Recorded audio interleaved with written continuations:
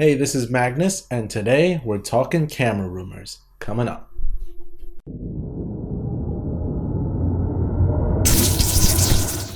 Alright, so a couple of rumors that I wanted to talk about that have been spoken about recently. One in Canon rumors and the other one 4.3 rumors.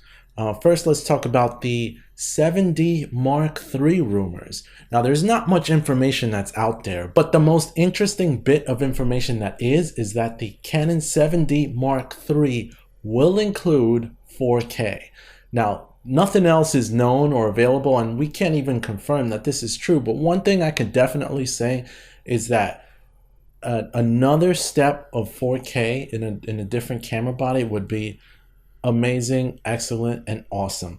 Now, I unfortunately have been a Canon customer long enough to know that more than likely they might still use the MJPEG codec. I'm praying that I'm wrong. I mean, I have been wrong on my assumptions on previous videos before when I was talking about different camera rumors, but please let them use a better codec than MJPEG. That's all I hope for and expect. Now, this camera was a 20 megapixel camera, so I would assume that that's going to be bumped up. It's an APS-C sensor, so the other interesting thing is, what's the crop factor going to be? If it's going to have 4K, will it have a crop factor? And I would imagine that if the sensor's an APS-C and it's, let's say they upgraded to like a 22 or a 24 megapixel sensor, that the crop factor off of that APS-C might not be as drastic as that of the full-frame 5D Mark IV, but however, an APS-C camera is already cropped with Canon's 1.6 factor crop for their APS-C sensors.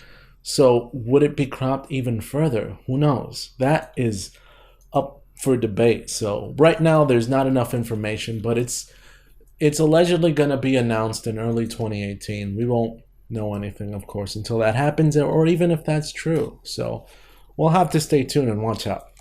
Now, the other camera that I wanted to mention was the alleged GH5S.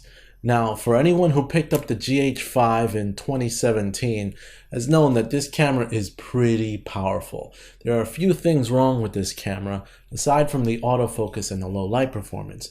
Well, the rumored GH5S, which I won't say that's an official name, but let's call it that for purposes of this video. The GH5S is rumored to have better and more strengthened low light performance. How are they going to accomplish that? Well, who knows?